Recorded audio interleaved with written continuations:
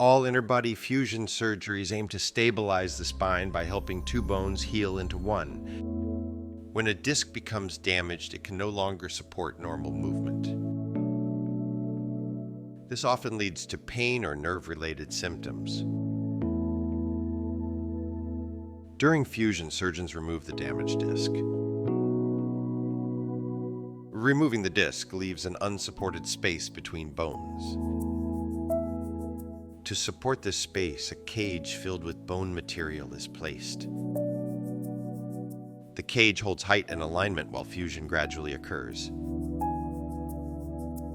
Although techniques vary, the core steps remain similar. The surgeon reaches the disc through a chosen pathway. The damaged disc material is removed.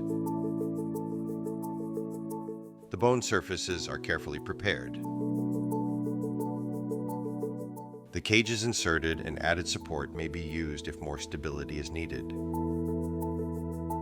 Different approaches reach the disc in different ways.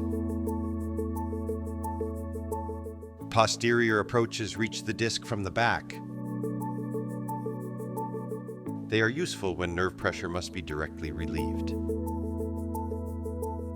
Anterior approaches reach the spine from the front.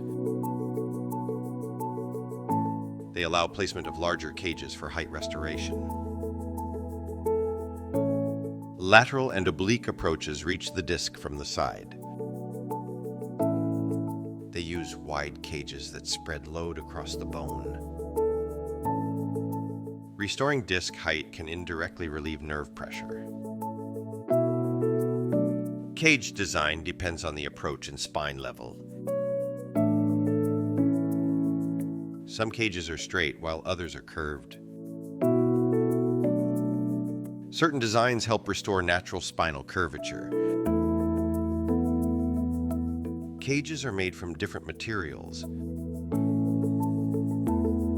Some use plastic-like materials that show clearly on imaging.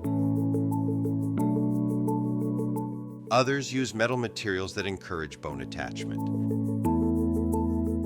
In some cases, added support like screws or rods is needed.